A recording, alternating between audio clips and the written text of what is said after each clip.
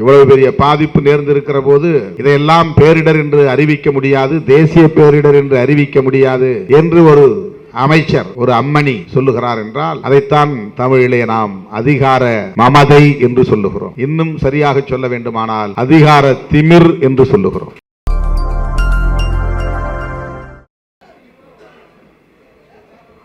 விடுதலை சிறுத்தைகள் கட்சியின் சார்பில் ஒருங்கிணைக்க பெற்று நடைபெற்றுக் கொண்டிருக்கிற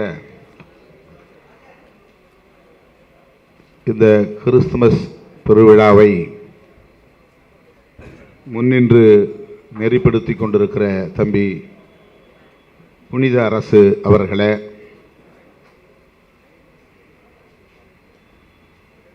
இந்த நிகழ்வில் நம்முடைய அழைப்பை ஏற்று வருகை தந்து நமக்கு பெருமை சேர்த்திருக்கிற பெருமதிப்பிற்குரிய பிஜேபி குழுமத்தின் தலைவர் ஐயன் திருவள்ளுவனின் புகழை உலகமெல்லாம் பரப்பி வரக்கூடிய உன்னத தமிழர், தகைசால் தமிழர் ஐயா விஜி சந்தோஷம் அவர்களே,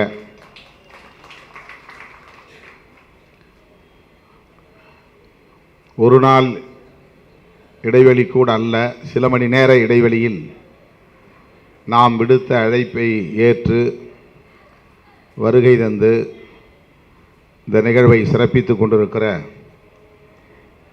ஏஐசிசிசி அமைப்பின் தலைவர் பேராயர் டாக்டர் பி மோகன்தாஸ் அவர்களே, துணைத் தலைவர் ரெவரண்ட் ஜோஸ்வா ஸ்டீஃபன் அவர்களே, பேராயர் மதன் இமானுவேல் அவர்களே, பேராயர் டாக்டர் எம் பால் ஞானம் அவர்களே, பேராயர் டைட்டஸ் சமாதானம் அவர்களே, பேராயர் விக்டர் கருணாகரன் அவர்களே, சிஎஸ்ஐ சார்பில் வருகை தந்திருக்கிற ரெவரண்ட் சாம்சன் ராஜா அவர்களே, ரெவரண்ட் புனிதராஜ் அவர்களே,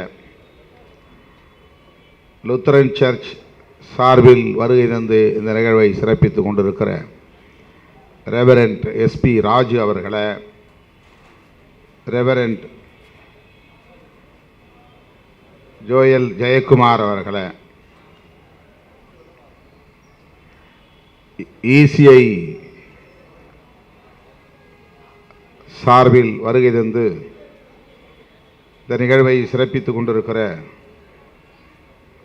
ரெவரண்ட் டாக்டர் ஸ்டீஃபன் ஜெபமணி அவர்களே, ரெவரண்ட் டாக்டர் செல்வின் துரை அவர்களே, ரெவரண்ட் எஸ் ஜோதிக்குமார் அவர்களே, ரெவரண்ட் சௌரிராஜன் அவர்களே, ரெவரண்ட் இன்பராஜ் அவர்களே, ரெவரண்ட் திமோத்தி அவர்களே,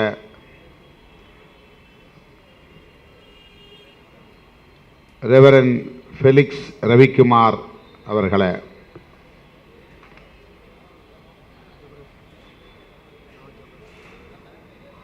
அன்பு சகோதரர் நா ஜபராஜ் அவர்களே மற்றும் இந்த நிகழ்வில் பங்கேற்று நம்மிடையே வாழ்த்துரை வழங்கி அமர்ந்திருக்கிற கட்சியின் பொதுச் செயலாளர் தோழர் ரவிக்குமார் அவர்களே, கட்சியின் துணை பொதுச் செயலாளர் தம்பி வன்னியரசு அவர்களே, தலைமை நிலைய செயலாளர் தகடூர் தமிழ்ச்செல்வன் அவர்களே, ஆ பாலசிங்கம் அவர்களே மற்றும் கட்சியின் முன்னோடிகளே, கிறித்தவ பெருங்குடி மக்களே, உங்கள் அனைவருக்கும் என்னுடைய பணிவார்ந்த வணக்கத்தை தெரிவித்துக் கொள்கிறேன். ஆண்டுதோறும் நாம் கிறித்தவ சமூக நீதி பேரவையின் சார்பில் இந்த கிறிஸ்துமஸ் விழாவை வெற்றிகரமாக கொண்டாடி வருகிறோம். கிறிஸ்தவ சமூக நீதி பேரவையின் முதன்மை செயலாளர் அண்ணன் பிச்சை பெருந்தகையும் தம்பி புனிதராஜ் புனித அரசும் முன்னின்று இந்த நிகழ்வை ஒவ்வொரு ஆண்டும் சிறப்பாக ஒருங்கிணைத்து வருகின்றனர். இந்த ஆண்டு நாடாளுமன்ற கூட்டத்தொடர் 22ஆம் தேதி வரையில் நடைபெறுகிறது என்கிற நிலையில் குறிப்பான ஒரு நேரத்தை, ஒரு நாளை ஒதுக்க இயலவில்லை. தென் மாவட்டங்களில் புயல், மழை, பெரு வெள்ளம், கடும் பாதிப்பு, மக்கள் துயரத்தில் அல்லல்படும் அவலம் என்கிற சூழலில் டெல்லியிலிருந்து நேரடியாக தூத்துக்குடி, திருநெல்வேலிக்கு செல்ல வேண்டும் என்கிற பதைப்பு ஒருபுறம், டெல்லியிலிருந்து ஒரு நாள் முன்னதாகவே இங்கு வந்து சேர்ந்தோம். சொல்லப்போனால் ஒரு நாள் முன்னதாகவே நாடாளுமன்றத்தை அவர்கள் அந்த கூட்டத்தொடரை முடித்து கொண்டார்கள். 22ஆம் தேதி முடிக்க வேண்டியதை 21ஆம் தேதியே நாடாளுமன்ற நடவடிக்கைகளை முடித்து கொண்டார்கள். என்றாலும் 22ஆம் தேதி உடனே தூத்துக்குடி, திருநெல்வேலி பகுதிக்கு செல்ல இயலாத நிலை. ஆனாலும் அந்த வாய்ப்பை பயன்படுத்தி தென் சென்னை மைய மாவட்டத்தின் சார்பிலே ஒரு ஆர்ப்பாட்டம், வழக்கறிஞர் அணியின் சார்பிலே இன்னொரு ஆர்ப்பாட்டம் என்று நேற்றைய நாள் கடந்து விட்டது. இன்றைக்கு நான் தென் மாவட்டங்களுக்கு செல்ல இயலாத அல்லது செல்வதற்கு உரிய ஏற்பாடுகளை செய்ய இயலாத நிலையில் இந்த நாளை நாம் கிறிஸ்மஸ் பெருவிழாவை கொண்டாடுவதற்கு பயன்படுத்தி கொள்ளலாம் என்று புனித அரசிடம் நான் நேற்று நள்ளிரவு தான் கேட்டுக்கொண்டேன். அதன் பிறகு நாம் தொலைபேசி மூலமாக விடுத்த அழைப்பை ஏற்று நம்முடைய பல்வேறு தேவாலயங்களின் சார்பில், அமைப்புகளின் சார்பில் பணியாற்றி கொண்டிருக்கிற, ஊழியம் செய்து கொண்டிருக்கிற நம்முடைய போதகர்கள், பேராயர்கள், நம்முடைய ஐயா VGS ஆகியோர் வருகை தந்து இந்த விழாவை பெருவிழாவாக கொண்டாடுவதற்கு, சிறப்பாக வெற்றிகரமாக நடத்துவதற்கு ஒரு வாய்ப்பை வழங்கியிருக்கிறார்கள். அந்த வகையிலே வருகை தந்திருக்கிற அனைவருக்கும், ஐயா VG சந்தோஷம் அவர்களுக்கும் என்னுடைய நன்றியையும் வாழ்த்துக்களையும் தெரிவித்துக் கொள்கிறேன். 6 மணிக்கு மேல் பலருக்கும் தேவாலயங்களில் வேலைகள் இருக்கின்றன. கிறிஸ்மஸ் நெருங்கிக் கொண்டிருக்கிறது. நாளை மறுநாள், நாளை இரவே அது தொடங்குகிறது. இந்த நெருக்கடியான நேரத்தில் கூட தங்கள் ஊழியங்களை எல்லாம் நிறுத்தி வைத்துவிட்டு, தள்ளி வைத்துவிட்டு இங்கே வந்திருப்பது விடுதலை சிறுத்தைகளுக்கு பெருமை அளிக்கிறது. ஐயா VGS அவர்கள் பேசுகிற போது சொன்னார், அமெரிக்காவிலிருந்து குடும்பத்தை சார்ந்த பலரும் வந்திருக்கிறார்கள், பேரப்பிள்ளைகள் வந்திருக்கிறார்கள், அவர்களோடு நான் நேரத்தை கழிக்கலாம் என்று இருந்தேன். ஆனால் சிறுத்தைகள் கொண்டாடுகிற கிறிஸ்துமஸ் விழாவை எப்படி தவிர்க்க முடியும், அதனால் நான் இங்கே ஓடோடி வந்திருக்கிறேன் என்று சொன்னார். ஆகவே அவரும் விரைந்து செல்ல வேண்டும். நீண்ட நேரம் நான் எடுத்துக்கொள்ள விரும்பவில்லை. இங்கே வருகை தந்திருக்கிற அனைவருக்கும், நாடு தழுவிய அளவில் உள்ள கிறிஸ்தவ பெருங்குடி மக்கள் யாவருக்கும் விடுதலை சிறுத்தைகள் கட்சியின் சார்பில் எமது இனிய கிறிஸ்துமஸ் வாழ்த்துக்களை தெரிவித்துக் கொள்கிறோம். இயேசு பெருமான் பிறந்த நாள் என உலகமே கொண்டாடுகிறது. மொழி, இனம், தேசம், கலாச்சாரம் என்கிற எல்லா வரம்புகளையும் தாண்டி இயேசு பெருமான் உலகளாவிய அளவில் மானுடத்தை கவர்ந்திருக்கிறார், வழிநடத்துகிறார். அவர் போதித்த போதனைகள் இன்றைக்கு மானுடத்தை வழிநடத்தி கொண்டிருக்கிறது. சொல்லுக்கு எவ்வளவு பெரிய வலிமை இருக்கிறது, சொற்களுக்கு கருத்துக்களுக்கு எவ்வளவு பெரிய வலிமை இருக்கிறது என்பதற்கு பைபிள், குர்ஆன் போன்றவை சான்றுகளாக உள்ளன. இன்றைக்கு உலகம் முழுவதும்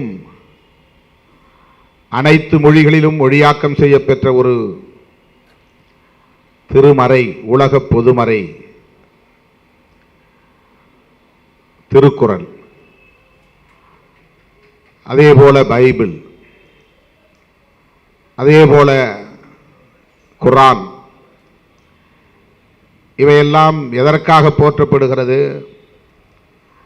அதன் உள்ளடக்கத்திற்காக, அதற்குள்ளே இருக்கிற சொற்களுக்காக, அந்த சொற்களுக்கு இருக்கிற வலிமையால் இன்றும் போற்றுதலுக்குரியவையாக உள்ளன. மானுடத்தை வழிநடத்துகிற ஆற்றல் அந்த சொற்களுக்கு உள்ளன.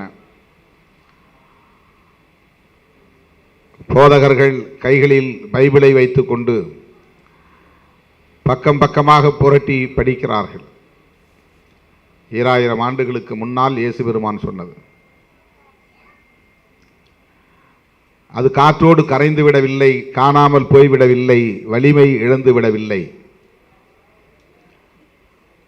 அது இன்னும் வல்லமை மிக்கதாக இருக்கிறது.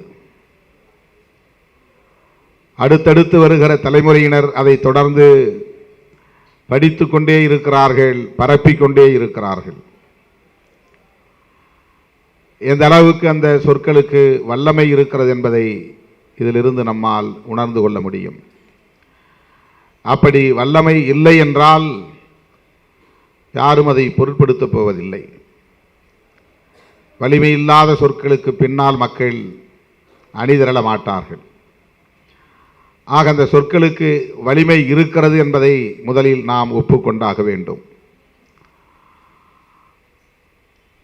அப்படி என்ன சொல்லுகிறார் இயேசு பெருமான்? வேறொன்றும் இல்லை. உலகம் தழுவிய அளவில் மானுடத்திற்கு அவர் சொல்லுகிற வழிகாட்டுதல் அல்லது போதனை என்பது ஒருவர் மீது இன்னொருவர் அன்பு செலுத்த வேண்டும் என்பதுதான், அன்பாயிருங்கள் என்பதுதான். இதற்கு எவ்வளவு பெரிய வலிமை இருக்கிறது பாருங்கள். இதில் என்ன இருக்கிறது? இது எல்லோரும் சொல்லிவிடலாமே, நானும் சொல்லலாமே, நீயும் சொல்லலாமே என்று கருதலாம். ஆனால் இயேசு பெருமான் சொன்னது அன்பாயிருங்கள், அனைவரையும் நேசியுங்கள், சகோதரத்துவத்தை போற்றுங்கள். உலகம் முழுவதும் இன்றைக்கு இது ஒவ்வொரு நாளும் வாசிக்கப்படுகிறது. ஒவ்வொரு நாளும் இந்த களத்தில் ஞானிகளாக இருப்பவர்களால் எடுத்து விளக்கப்பட்டு வருகிறது, ஆய்வுரை வழங்கப்படுகிறது. ஒவ்வொரு அத்தியாயத்திலும் என்ன சொல்லப்பட்டிருக்கிறது என்கிற மானுட வரலாற்றை மக்களுக்கு போதிக்கக்கூடிய ஒரு நிலையை இன்றைக்கும் நாம் பார்க்கிறோம். இதில் வெறுப்பு இல்லை, அதுதான் முக்கியமானது. அன்பு இருக்கிற இடத்தில் வெறுப்பு இருக்காது, சகோதரத்துவம் இருக்கிற இடத்தில் பாகுபாடு இருக்காது, அன்பு இருக்கிற இடத்தில் வெறுப்பு இருக்காது. யாரையும் இழித்து பேசுகிற, பழித்து பேசுகிற, பகைத்து பேசுகிற வெறுப்பு இருக்காது. மொழி அடிப்படையிலோ இனம் அடிப்படையிலோ தேசத்தின் அடிப்படையிலோ மதத்தின் அடிப்படையிலோ எவரையும் வெறுக்கக்கூடாது என்பதுதான் அன்பு என்கிற சொல்லுக்கு இருக்கிற ஆழமான பொருள்.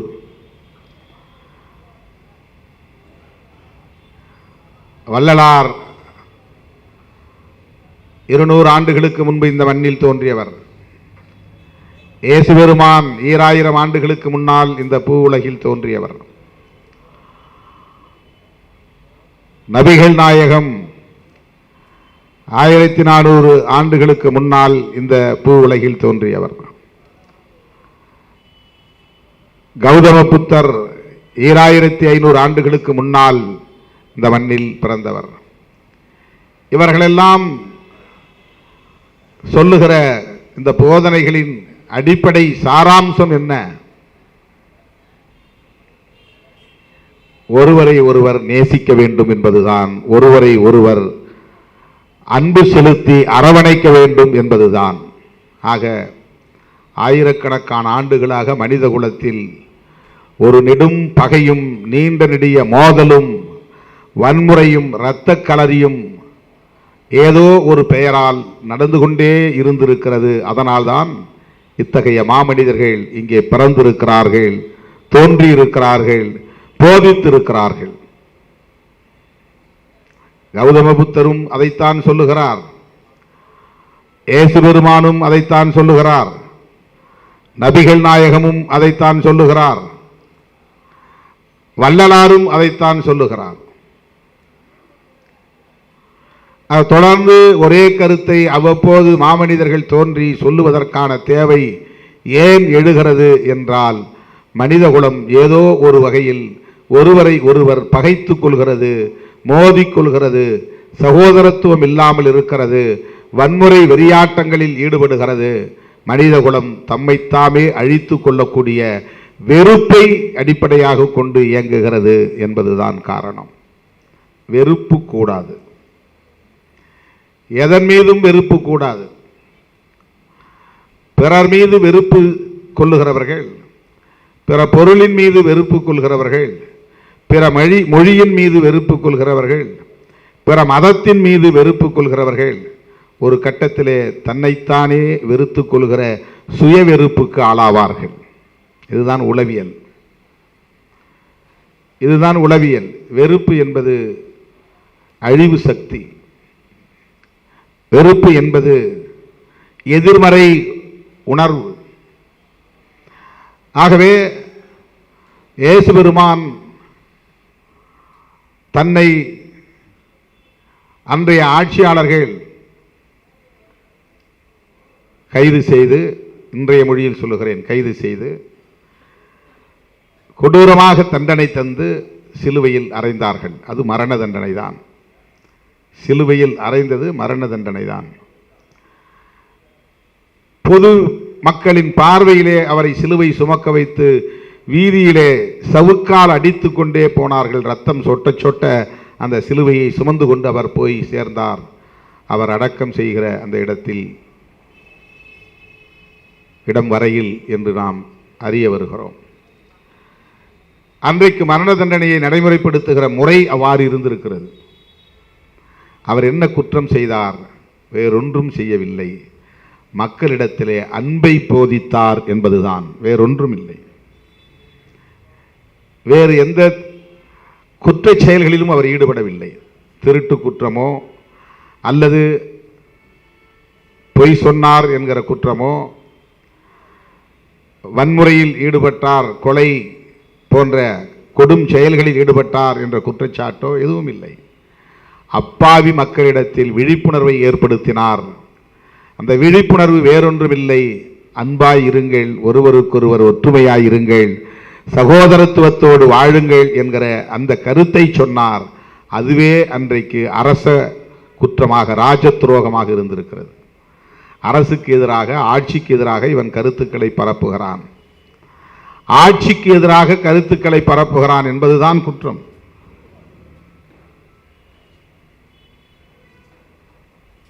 ஆட்சியாளர்கள் எப்படிப்பட்டவர்களாக இருந்திருக்கிறார்கள்? இயேசு பெருமான் காலத்திலிருந்து இன்றைய ஆட்சியாளர்கள் வரையில் அவர்களின் புத்தி ஒரே மாதிரியாகத்தான் அதிகாரத்தில் இருப்பவர்களின் புத்தி ஒரே மாதிரியாகத்தான் இருக்கும். அதிகார மமதை என்பது ஆளும் வர்க்கத்திற்கு தொடர்ந்து நீடித்துக் கொண்டே இருக்கிறது.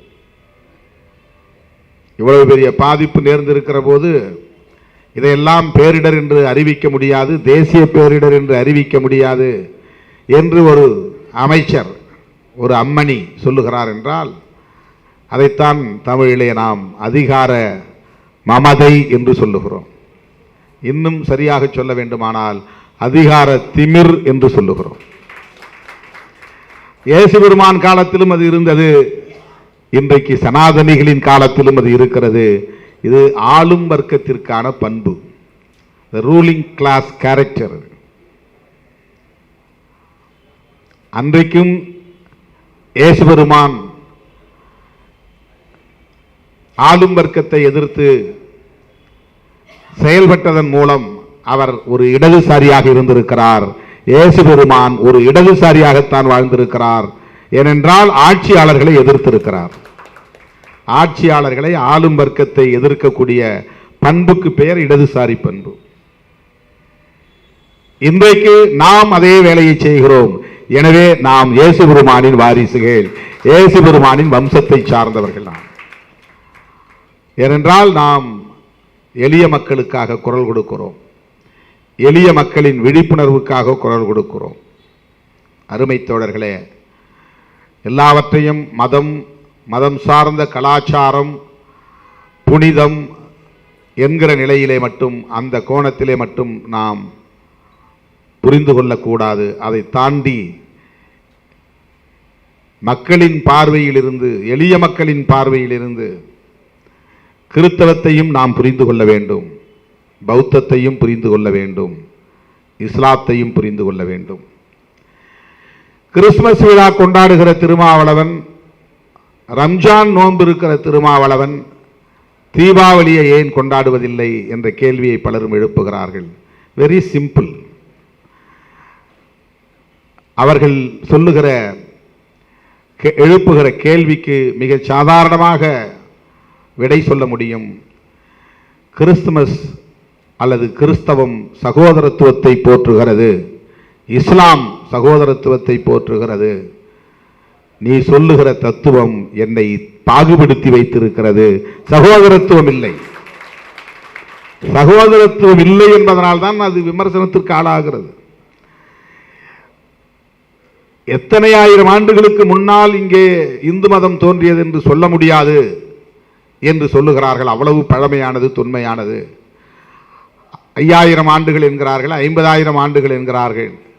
அவர்கள் கூற்றின்படியே நாம் ஒத்துக்கொண்டால் கூட அவ்வளவு பழமையான உங்கள் சனாதன அரசியல் ஏன் உலகம் முழுவதும் பரவவில்லை? பல ஆயிரம் ஆண்டுகளுக்கு பின்னால் தோன்றிய கிறிஸ்தவம் உலகத்தில் நூற்றுக்கணக்கான நாடுகளில் பரவி இருக்கிறது, இஸ்லாம் நூற்றுக்கணக்கான நாடுகளில் பரவி இருக்கிறது, பௌத்தம் தென்கிழக்காசிய நாடுகள் முழுவதும் பரவி இருக்கிறது. ஏன் நீங்கள் சொல்லுகிற கருத்தியல் உலகம் முழுவதும் இந்த நாட்டை தாண்டி இன்னொரு நாட்டில் மக்களால் ஏற்றுக்கொள்ளப்படவில்லை? தயவு கூர்ந்து இதை சுய விமர்சனம் செய்து பார்க்க வேண்டும். நான் குறைத்து மதிப்பிடுகிறேன் என்று கோபப்பட வேண்டாம். இது மிக முக்கியமான கேள்வி. நான் தொடர்ந்து எழுப்பி வருகிறேன். 5000 ஆண்டு கால பழமை வாய்ந்த மதம் என்று சொல்லிக் கொள்ளுகிற நிலையில் அது ஏன் இன்னொரு நாட்டில் உருவாகவில்லை?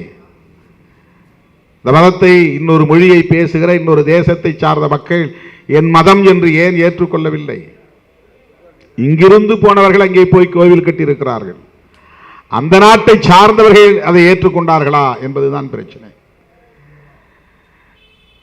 காரணம் சகோதரத்துவம் இல்லை என்பதுதான். எந்த மதத்தில் சகோதரத்துவம் இருக்கிறதோ அந்த மதம் மக்களிடையே வெகுவாக பரவுகிறது, வலுப்பெறுகிறது. கிறிஸ்தவம் இன்றைக்கு பல இடர்களை தாண்டி உலகம் முழுவதும் ஆதிக்கம் செலுத்துகிறது என்றால் அதற்கு காரணம் கிறிஸ்தவத்தில் போதிக்கப்படுகிற சகோதரத்துவம் தான். நான் அடிக்கடி சொல்லுவேன், யாரோ எவனோ எந்த மொழியோ எந்த மதமோ எந்த இனமோ ஒருவன் உடல்நலம் பாதிக்கப்பட்டால் அவனுக்காக ஒரு கிறிஸ்தவ போதகன் அல்லது ஊழியன் அவன் காலடியிலோ தலைமாட்டிலோ உட்கார்ந்து பைபிளை எடுத்து படிக்கிறான், ஜெபம் செய்கிறான், அவன் உடனடியாக நலம் பெற வேண்டும் என்று கர்த்தரிடத்திலே கோரிக்கை வைக்கிறான். இந்த உணர்வுதான், அது ஜெபத்தால் நடக்கிறதோ இல்லையோ, அவன் உள்ளம் இவன் சீக்கிரம் உடல் நலம் தேர வேண்டும் என்று எண்ணுகிறானே, அந்த எண்ணம் நேர்மறை உளவியலாக மாறுகிறது. அது ஒரு உணர்வை உருவாக்குகிறது, நம்பிக்கையை தருகிறது. அதுதான் சகோதரத்துவம்.